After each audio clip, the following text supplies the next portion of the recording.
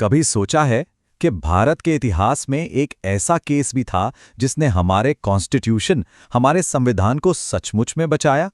नहीं, ये कोई छोटा-मोटा केस नहीं था। ये तो एक महामुकाबला था। एक तरफ थी पार्लियामेंट यानी देश की संसद और दूसरी तरफ था हमारा संविधान। और सवाल सिर्फ एक था, असली बॉस कौन है? आज हम बात करेंगे उसी ऐतिहासिक केस की, Kesavananda Bharati versus state of Kerala.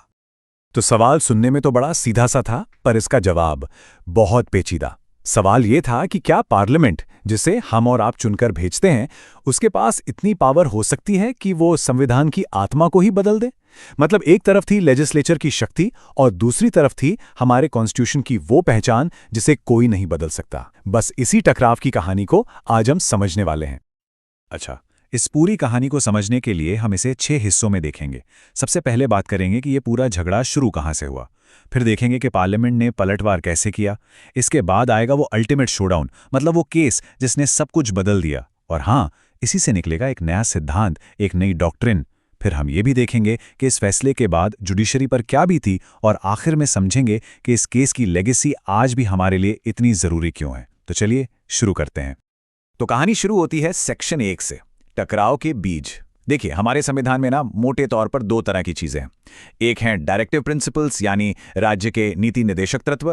ये समझ लीजिए सरकार के लिए एक टू डू लिस्ट है कि आपको गरीबी हटानी है, सबको बराबर मौके देने हैं। और दूसरी तरफ है फंडामेंटल राइट्स, यानी हमारे मौलिक अधिकार। ये वो अधिकार हैं जो हर नागरिक को मिले हैं और इन्हें कोई छीन नहीं सकता।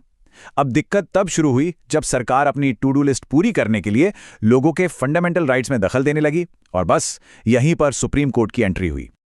अब देखिए, शुरू में तो सब चंगा सी, मतलब सुप्रीम कोर्ट और पार्लियामेंट दोनों बिल्कुल एक ही पेज पर थे। 1951 में आया शंकरी प्रसाद केस, फिर 1965 में सज्जन सिंह केस।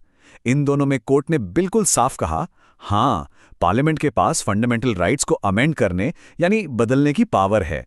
सब कुछ सॉर्टेड लग रहा था। लेकिन फिर आया साल 1967 और गोलकनाथ केस, और बस यहां से कहानी ने एक जबरदस्त यू टर्न ले लिया। और ये यू टर्न कितना बड़ा था, जरा ये देखिए। शंकरी प्रसाद केस में कोर्ट ने कहा था कि पार्लियामेंट की पावर एक तरह से अनलिमिटेड है, क्योंकि कॉन्स्टिट्यूशनल अमेंडमेंट जो है वो आर्टिकल 13 के तहत लॉ यानी कानून नहीं माना जाएगा। लेकिन गोलकनाथ केस में कोर्ट ने अपनी ही बात पलट दी, कहा नहीं जी, कॉन्स्टिट्यूशनल अमेंडमेंट भी एक लॉ ही है। और आर्टिकल 13 क्या कहता है कि कोई भी लॉ फंडामेंटल राइट्स को छीन नहीं सकता।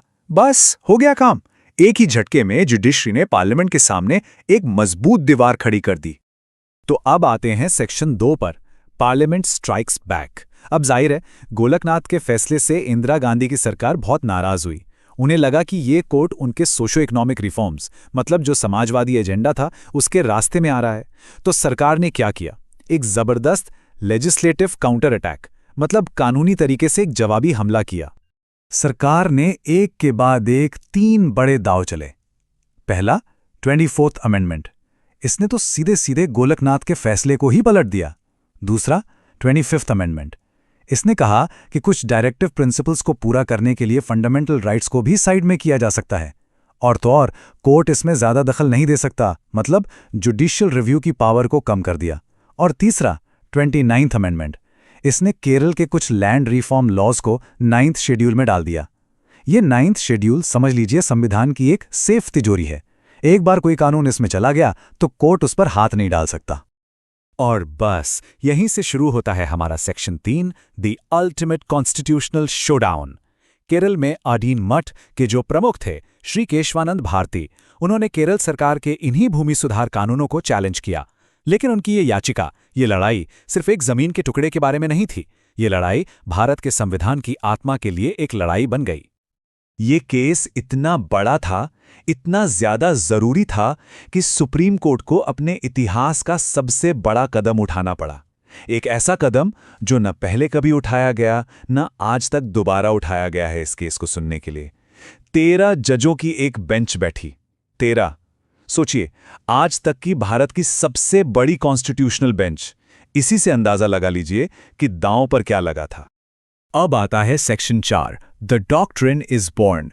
लगभग 5 महीने की जबरदस्त सुनवाई के बाद आखिरकार फैसले का दिन आया, और फैसला भी कैसा, एकदम नेल बाइटिंग। 7-6 का वर्डिक्ट, मतलब 7 जज एक तरफ 6 दूसरी तरफ। और इसी रेजर थिन मेजॉरिटी से एक ऐसा क्रांतिकारी सिद्धांत निकल कर आया जिसने सब कुछ बदल दिया। इस सिद्धांत को नाम दिया गया बेसिक स्ट्रक्चर डॉक्ट्रिन, यानी बुनियादी ढांचे का सिद्धांत। और ये था क्या? देखिए, कोर्ट ने एक बहुत ही शानदार बीच का रास्ता निकाला। कोर्ट ने कहा, ठीक है, पार्लियामेंट के पास कॉन्स्टिट्यूशन को अमेंड करने की पावर है, यहां तक कि वो फंडामेंटल राइट्स को भी अमेंड कर सकती है। लेकिन एक बहुत बड़ा लेकिन था। शर्त यह थी कि पार्लियामेंट संविधान के बेसिक स्ट्रक्चर, मतलब उसके फंडामेंटल फ्रेमवर्क को, उसकी नींव को न तो बदल सकती है, न उसे नष्ट कर सकती है।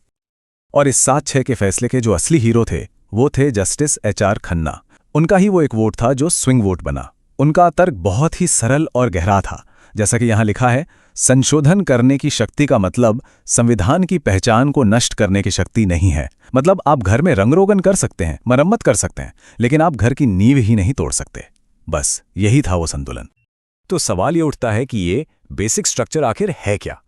देखिए, कोर्ट ने कुछ एग्जाम्पल्स दिए, जैसे सुप्रीमेसी ऑफ द कॉन्स्टिट्यूशन, मतलब संविधान ही सबसे ऊपर है, हमारा डेमोक्रेटिक और रिपब्लिकन गवर्नमेंट का सिस्टम, देश का secular character, separation of powers, federal character.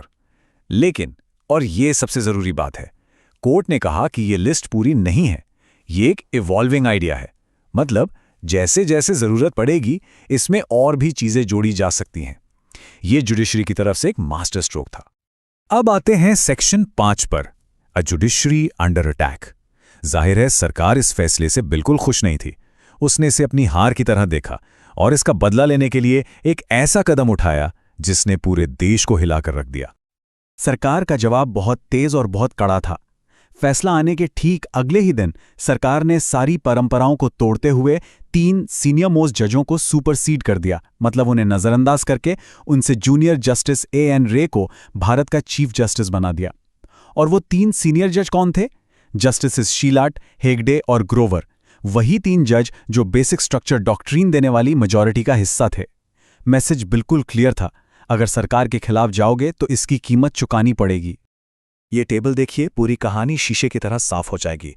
जिन जजों ने कहा कि संविधान की पावर लिमिटेड है, मतलब मेजॉरिटी का हिस्सा थे, उन्हें सुपरसीड किया गया और उन्होंने इस्तीफा दे दिया।